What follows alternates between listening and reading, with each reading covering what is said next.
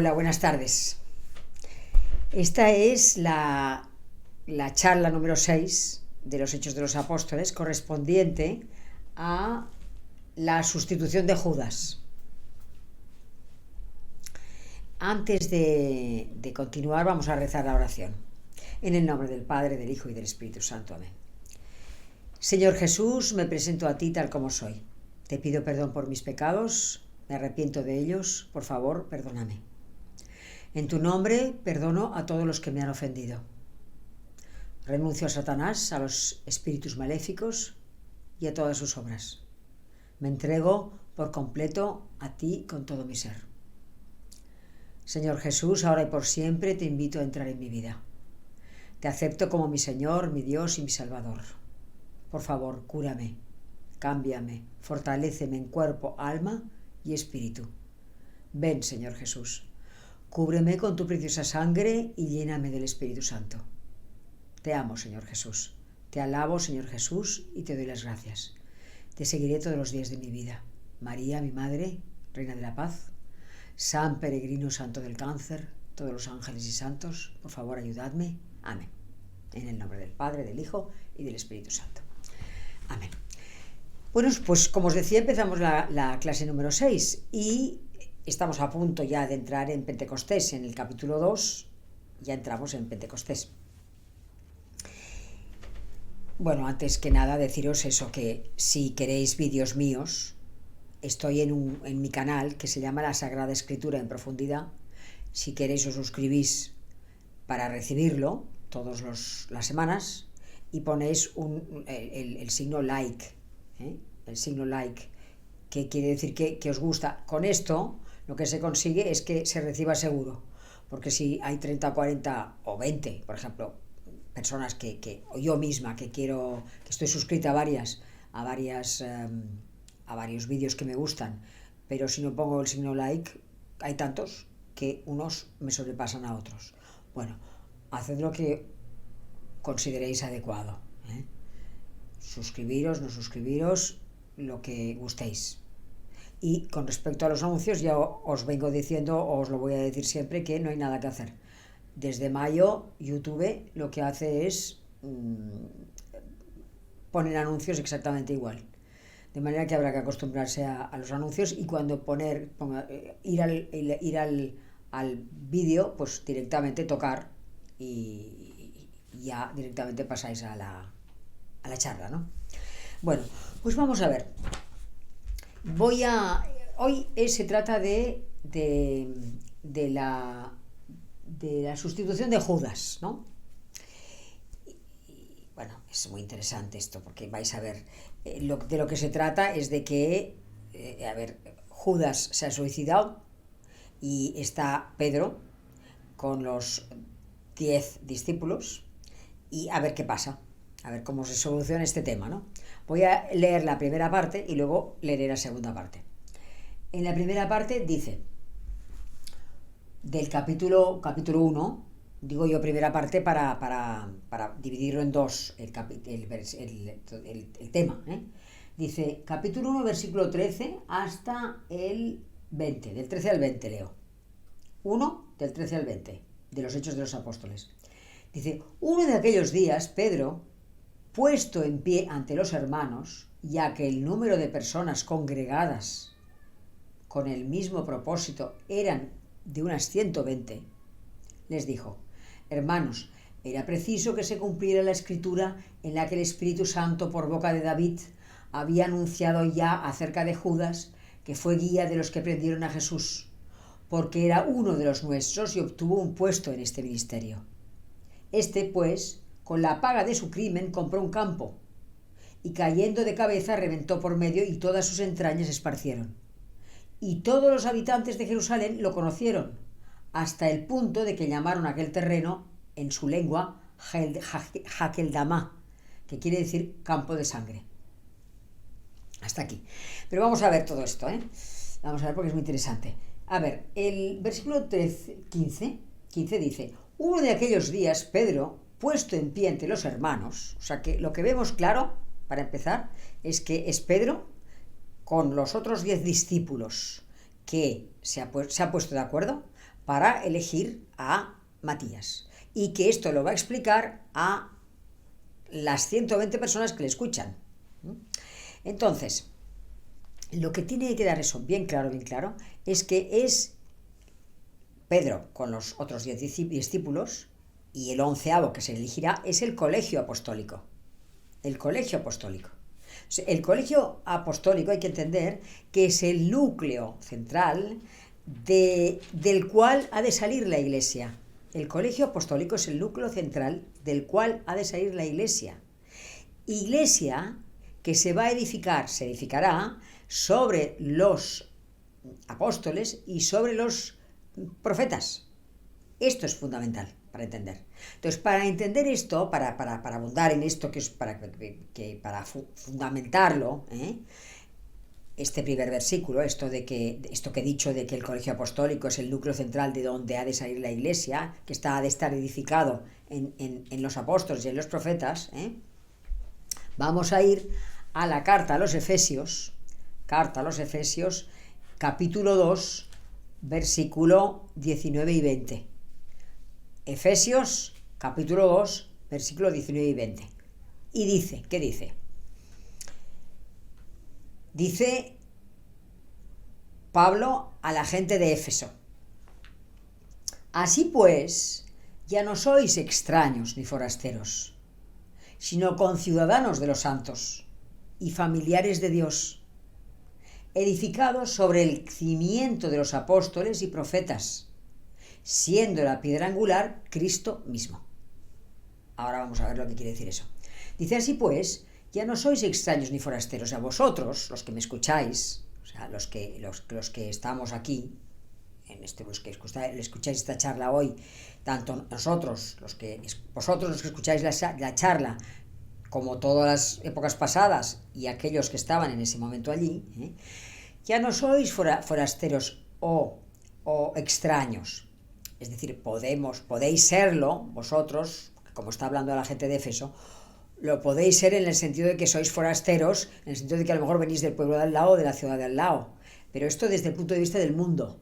O sea, vosotros ahora, los que estáis escuchando, los que habéis escuchado las charlas dice Pablo a la gente, los que habéis escuchado las charlas y lo que yo explico de Jesucristo, vosotros ya no sois ciudadanos y forasteros, lo sois desde el punto de vista del mundo, pero no desde el punto de vista espiritual. Ya es otra cosa. Ahora vosotros sois ya, puesto que os vais, o ya estáis bautizados, o os vais a bautizar, vosotros sois familiares de Dios. Recordad que la gente que se bautiza, los bautizados, son hijos de Dios. Las personas que no están bautizadas y van camino de estar bautizadas, o en un momento dado quieran ser bautizadas, son criaturas de Dios. Pero los bautizados somos hijos de Dios. Entonces, dice, ya no sois extraños ni forasteros, sino, dice, ahora sois conciudadanos de los santos. O sea, los santos son las personas que han seguido la doctrina de Jesucristo y están ya en la vida eterna, en lo que llamamos cielo, en la vida futura. Ya están con Jesucristo, ¿no? Y nosotros somos los santos, es decir, gente que quiere ser como los santos ya lo son realmente. Es decir, ellos forman parte de la iglesia triunfante. Nosotros estamos dentro de la iglesia militante. Y luego está la iglesia purgante. La iglesia militante somos nosotros, los que estamos en esta tierra, creemos en Jesucristo y vamos camino de la vida eterna, de lo que llamamos cielo, que es la vida futura, estar con la Santísima Trinidad.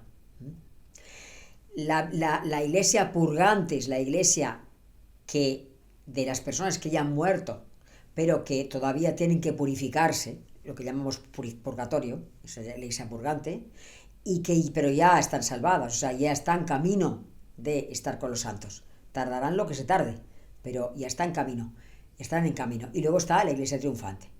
Entonces, aquí dice, es que vosotros ya no sois de aquí, ya no sois extraños ni forasteros, sois conciudadanos de los santos, lo que explicaba ahora, ¿no? Dice, familiares de Dios en el sentido de que somos hijos de Dios, no criaturas de Dios, hijos de Dios. Por lo tanto, somos hermanos de Jesucristo.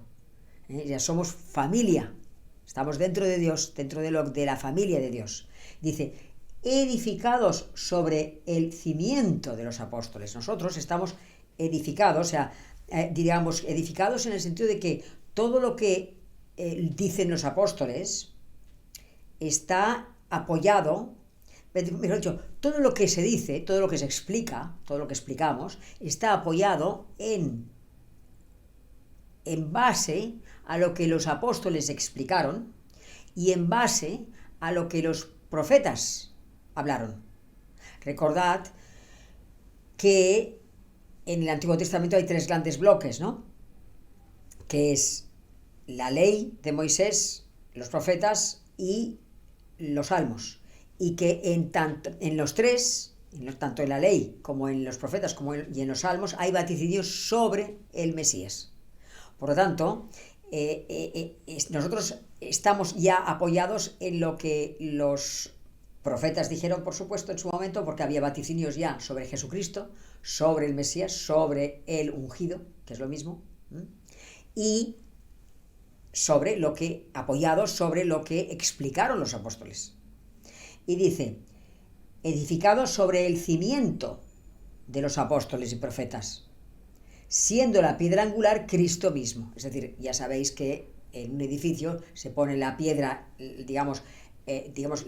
se ponen los cimientos mismos, lo principal, lo primero, la piedra, lo que llamamos piedra angular, ¿no?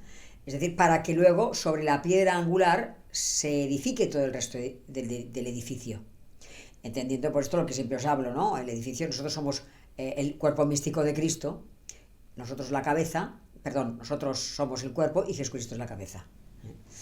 Por eso voy a repetir el texto para que ahora ya creo que se pueda entender mejor. Dice, así pues, ya no sois extraños ni forasteros, sino conciudadanos de los santos y familiares de Dios, edificados sobre el cimiento de los apóstoles y profetas, siendo la piedra angular Cristo Jesús. Vale, entonces, explicado esto, volvemos otra vez a los hechos. Y dice el versículo segundo, ¿no? El versículo 16, dice, es Pedro que habla, ¿no? Dice, hermanos, era preciso que se cumpliera la escritura en la que el Espíritu Santo por boca de David, etcétera, etcétera, ¿no? Cuando dice era preciso, quiere decir era necesario. Es decir, que nada es por casualidad, vuelvo a repetir, ¿no? O sea, que las cosas, que era necesario que Jesucristo llegase al mundo, o sea, pasase la pasión, muerte y resurrección, para redimirnos, para que volver a recuperar este hilo umbilical que se había cortado, cuando nos explican en el Génesis que Adán y Eva fueron tentados por Satanás, por la serpiente, ¿no? Y que les decía que, o sea, Dios les dijo que no podían comer del fruto de ese árbol, porque si no morirían. Y Satanás les dice, esto no, lo que ocurre es que seréis como dioses. Entonces ellos pecan, ¿no? Esto que es un simbólico, no se sabe lo que realmente pasó. Es misterioso, ¿no? Pero sí que explica, es una forma de explicar el pecado original. Entonces, para subsanar este pecado original y este corte que hubo entre Dios y los hombres, tenía que venir Jesucristo al mundo, pasar su pasión, muerte y resurrección y redimirnos a nosotros. Entonces, por eso digo que nada es casualidad, por eso dice era preciso. En otras traducciones pone era preciso o era necesario, o sea, nada pasa por casualidad, y eso lo aplicamos nosotros cada día pues a lo que tengamos que aplicar. Todas las cosas pasan en función de que han de pasar. Nada es casualidad, ¿no? Vale, entonces ahora Pedro explicará todo lo que pasó con Judas, que ya hemos leído un poco, ¿no? Pero vamos a hacerlo un poco por partes para que lo entendáis bien. A ver, ¿cómo era Judas? Para empezar, para entendernos un poco. Si vamos a Juan, el capítulo 12, versículo 6, Juan 12, Evangelio de Juan, capítulo 12, versículo 6, en este fragmento resulta que faltan 6 días para la Pascua, o sea, para la muerte del Señor. Y Lázaro, Marta y María le dan una cena al Señor. Entonces, María unge con un perfume de nardo muy caro los pies del Señor.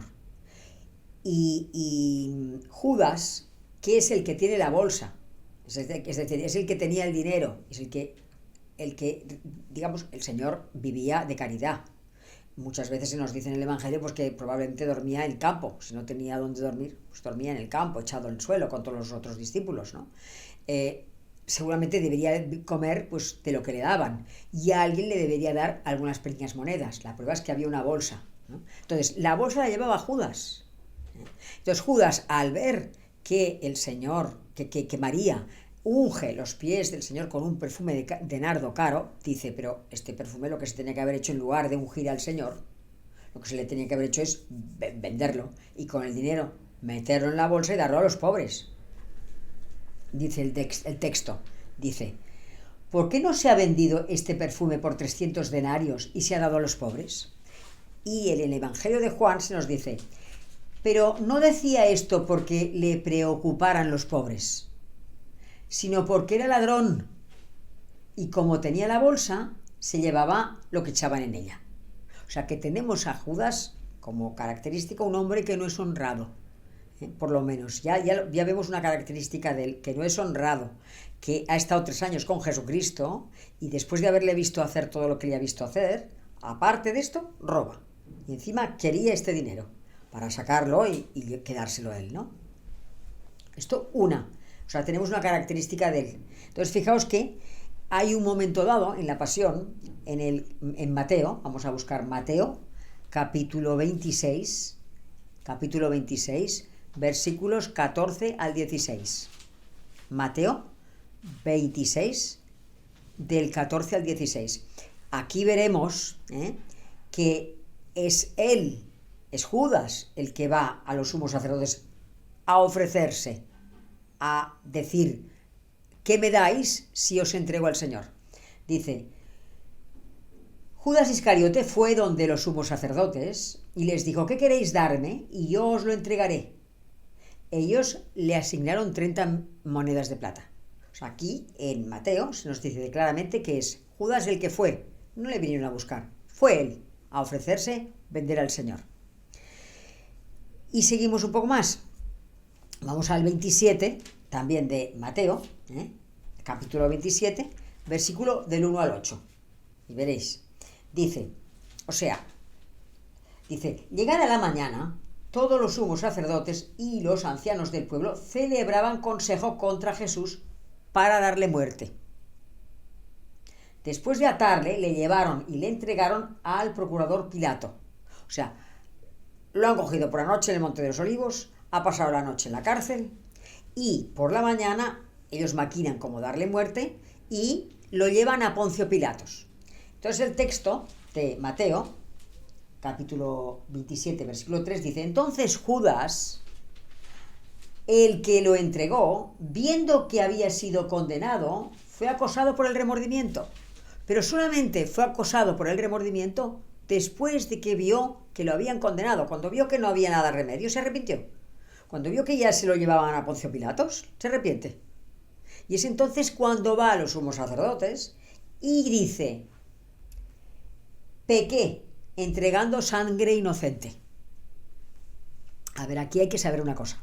Hay que saber que en el Deuteronomio, o sea, en la ley escrita, que es Génesis, Éxodo, Levítico, Números y Deuteronomio, en el Deuteronomio, en el capítulo 27, versículo 25, dice, maldito quien se deje sobornar para quitar la vida a un inocente. Maldito quien se deje sobornar para quitar la vida a un inocente. O sea, esto lo sabía Judas y lo sabían los sumos sacerdotes. Entonces, por esto, cuando lo ve condenado, se arrepiente. Y dice, pequé, porque esto es ley escrita, pequé. Entonces dice, va a ellos, les dice pequé. Y entonces recibe todo el sarcasmo de los sacerdotes, que le dicen, bueno, ¿y a nosotros qué? Tú verás, nosotros lo tenemos. Lo que hagas con tu vida no nos importa absolutamente nada. Arréglate tú. Esto es todo el sarcasmo. Con toda la idea le dicen los sumos sacerdotes que a ellos ni les va ni les viene si pecó Judas o no pecó. Que lo importante es que lo tienen. Dice el texto.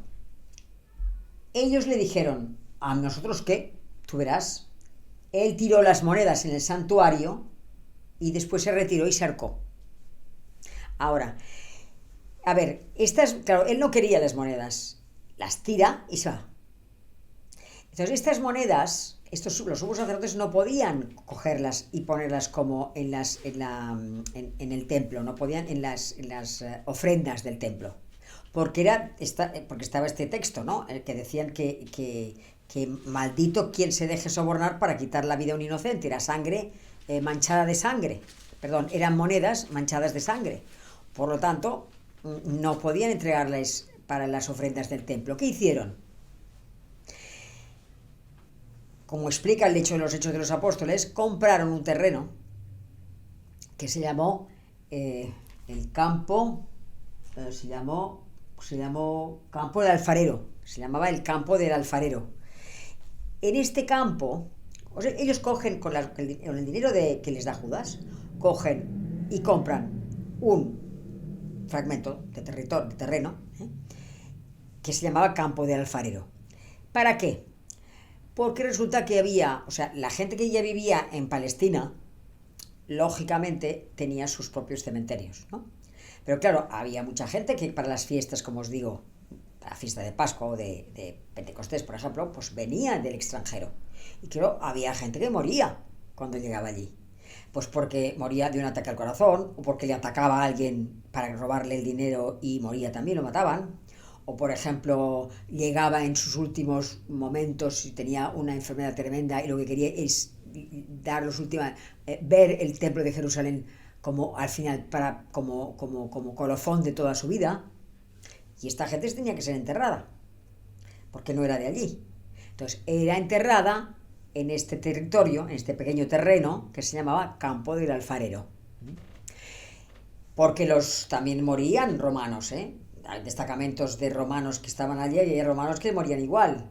Pero los romanos ya se ocupaban de sus propios hombres. Ellos ya tenían todo organizado para enterrar a los romanos que morían allí, no al lado de judíos.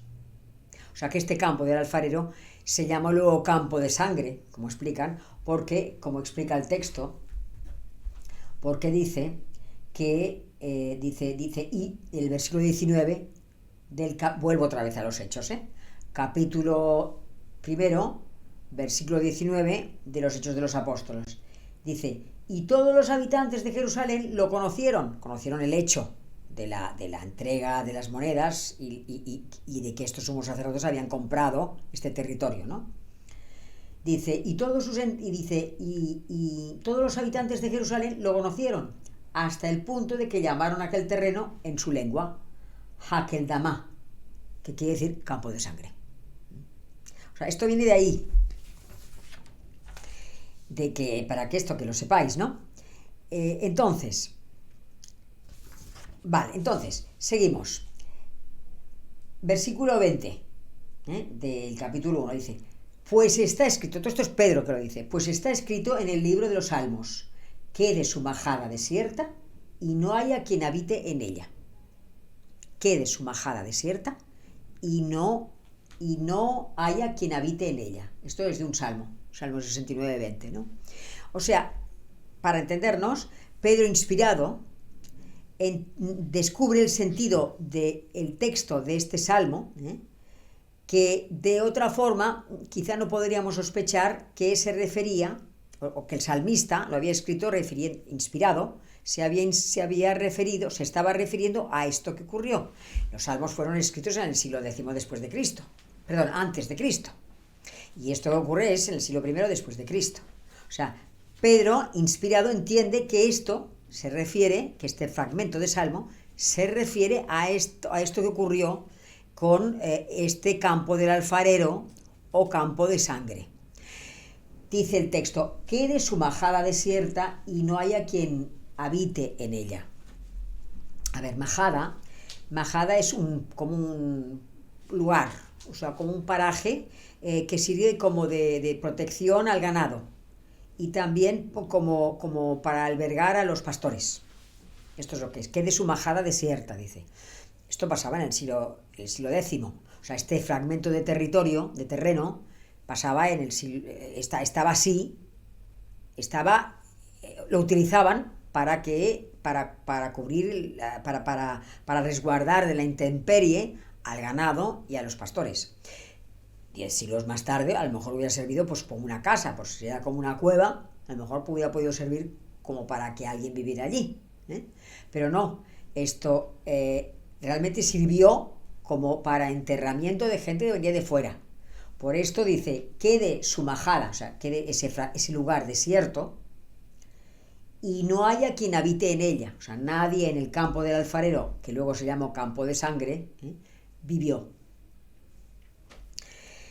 Bien, entonces voy a leer la siguiente parte. O sea, esto es lo que explica Pedro a los 120 personas diciendo, es que, a ver, hay que elegir a otra persona. O sea, hay que elegir... Éramos 12. El Señor se pasó toda la noche para elegir a 12 apóstoles de entre una cantidad de gente. Por lo tanto, nosotros entendemos que si en este momento somos 11, puesto que el 12º se ha suicidado, hay que elegir a otro. Entonces,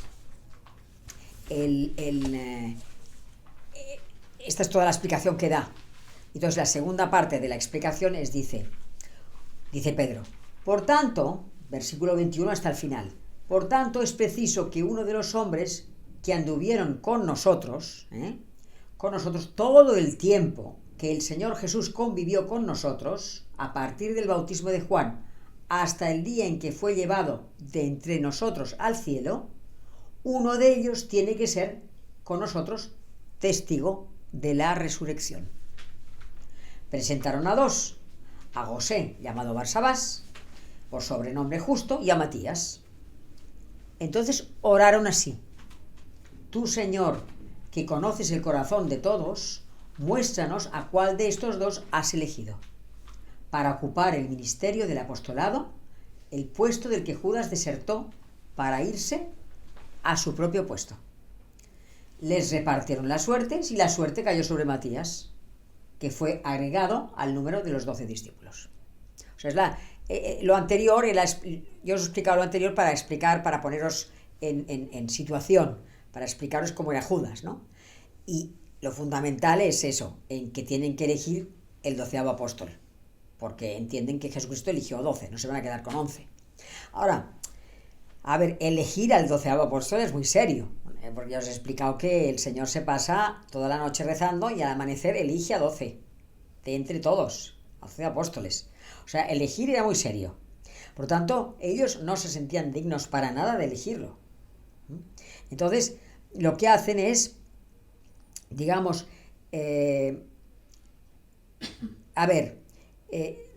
lo echarán a suertes.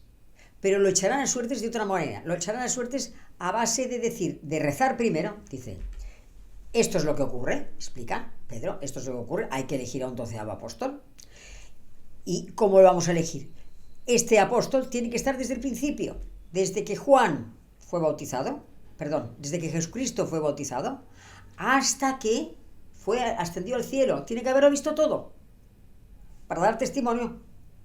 Entonces, nada más había 2, eligieron a 2, a Barsabás y a Matías. ¿A cuál de los 2? Entonces dice el texto, lo echaron a suertes y salió Matías.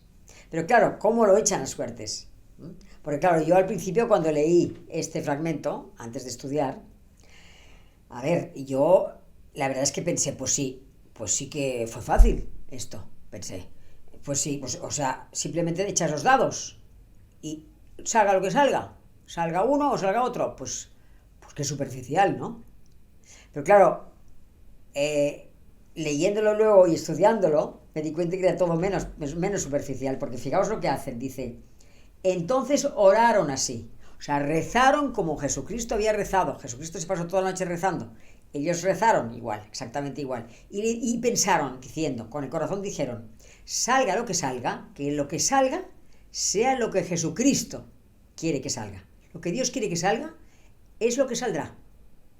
Ojo, no es un sorteo, no fue como... y tampoco lo eligen personalmente. Entonces, claro, lo echan a suertes, y sale Matías. O sea, en este sentido, esto es lo que quería que vierais.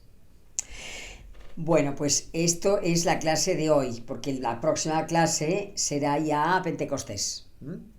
Espero que os haya podido ayudar.